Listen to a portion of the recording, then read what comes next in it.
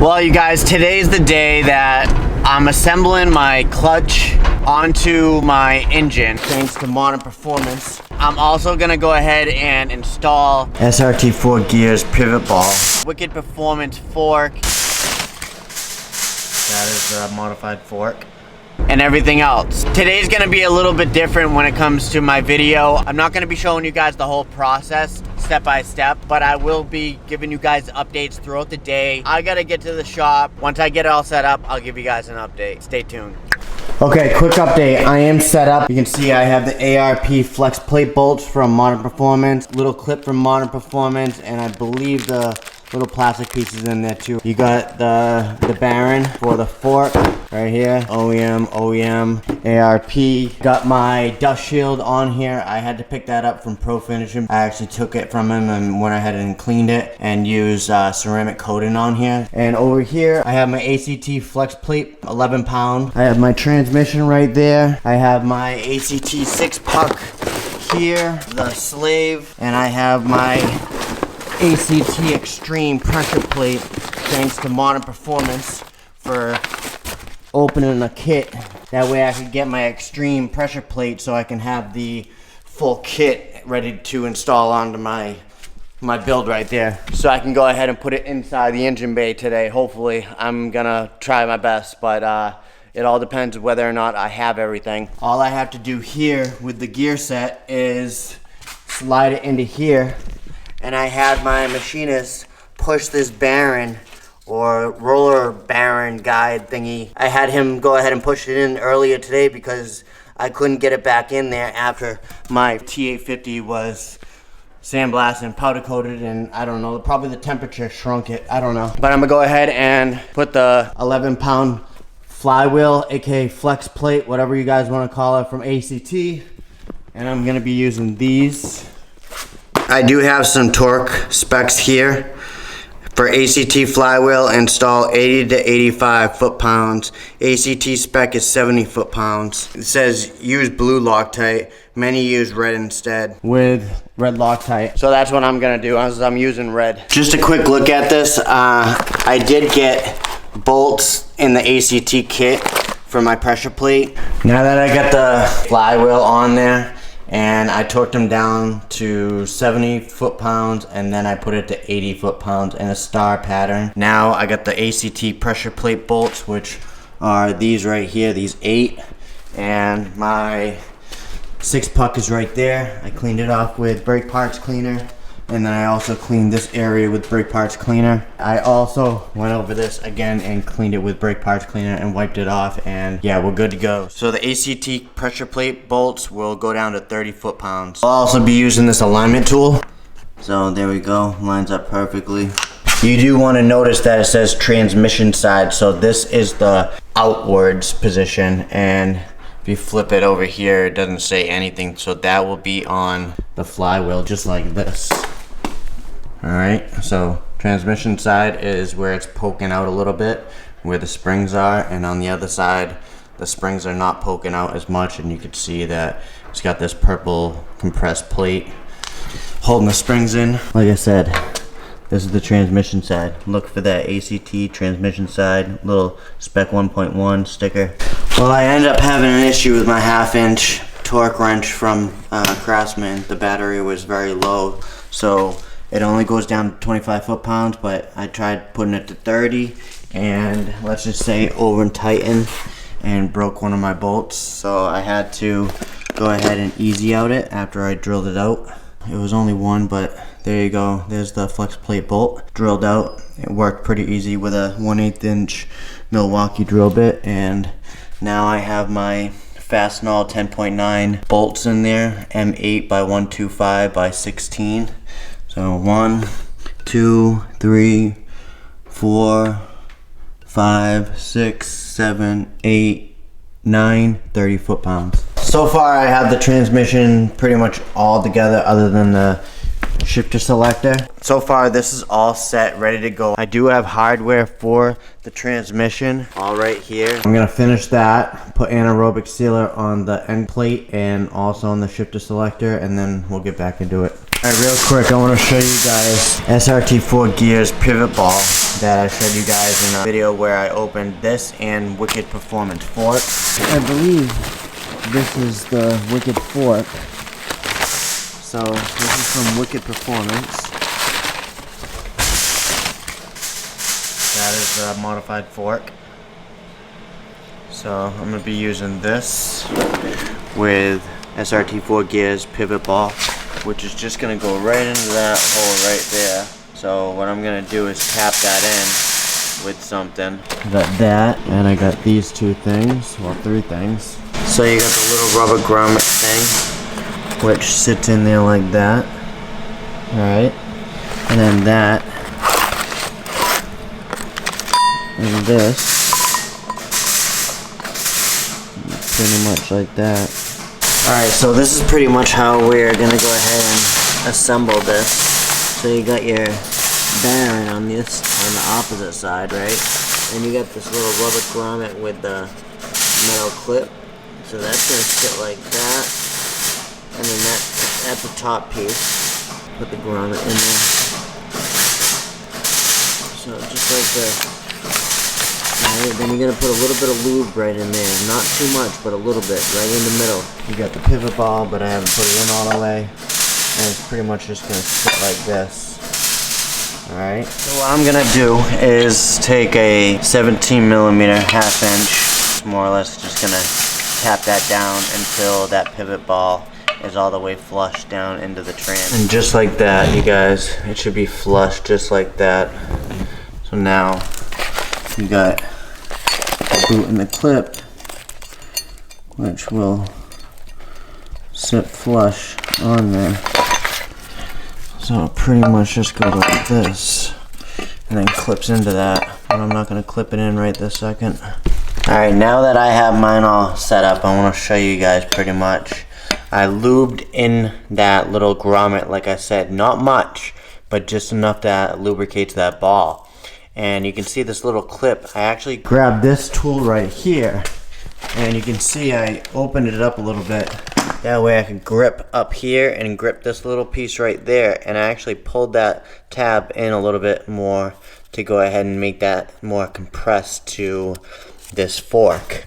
And then I have my throttle bearing attached to my Wicked. That way it slides back and forth. I lubed up the splines just a little bit, which will help get into my clutch disc, my 6-puck. And I'm using this wheel bearing, heavy duty wheel bearing grease. More or less, this transmission is ready to be mounted onto the block. Before I do that, I want to show you guys pretty much what I just did to secure the fork into place. You can see that it's not moving at all because I took 2 zip ties and tied it around the fork and the opening, and then right through the C port. I call it a C port, but you know, whatever you want to call it. So that is nice and secure. It's not going nowhere. So when I lift this transmission up, nothing's gonna pop off, especially my throttle bearing and my fork off of my pivot ball. Wicked Performance, thank you on that fork, and SRT-4 gear, thank you also. ACT, Mod Performance, I really do appreciate you guys going ahead and supplying me with this pressure plate because I needed it, and thank God. I did have a small little complication where I obviously broke the ACT pressure plate bolt because my digital ½ inch battery went low and it over torqued it, so it stretched the bolt. Alright, so we have the transmission mounted to the motor. We got the intake manifold back on, and we also have the subframe taken off with this depowered steering rack. This is what it looks like, nice and open. We also took the radiator and fans out. We got the tubular on there. Now our next step is to just go ahead and position the transmission and motor, and I'm just about to get my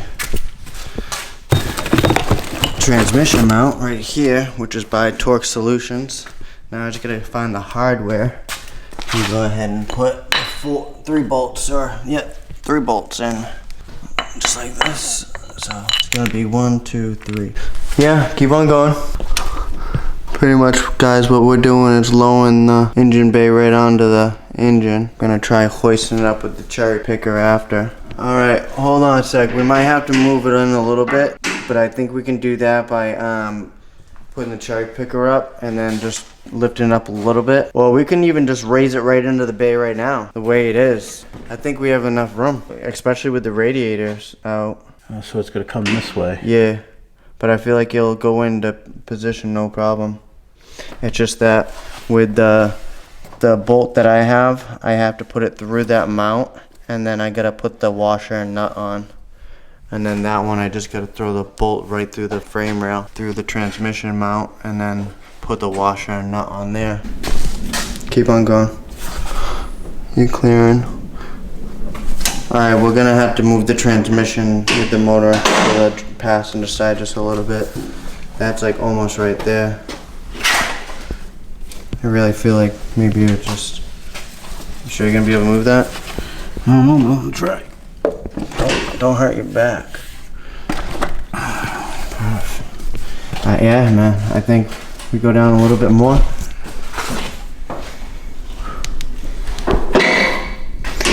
Looking pretty in there. Hold on, we're really close. I have to finagle this side a little bit. That way it's back here. Let me see, this has still got several inches to go there. That does too. That's gonna go right here.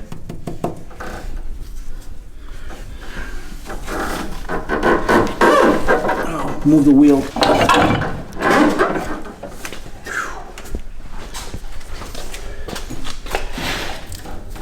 That's gonna go to there. Yeah. See that? Imagine we had the subframe in there. Oh my god. Pull towards you a little bit. Pull towards me? Yeah. Yep. Okay.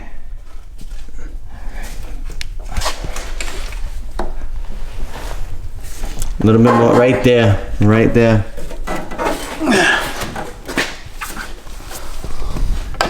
Ooh, that's looking tight. Yeah, that's real tight. That's what she said. Huh? That's what she said. I think this is like the easiest way to do it. Alright, hold on. I think what we're gonna have to do is try to get the bolt into this first.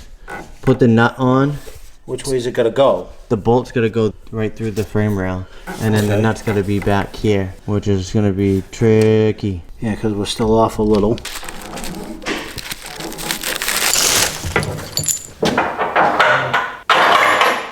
Okay, what we're gonna have to do, now it's gonna go up a little bit more, so maybe go down a little bit down on the lift. And straight down. Yeah. So from here, we're gonna have to finagle it to get in. What I think we're gonna have to do is put the transmission back a little bit. You see how the mount isn't lined up? You wanna try and position it further to the back? I can't, you gotta come rock it again.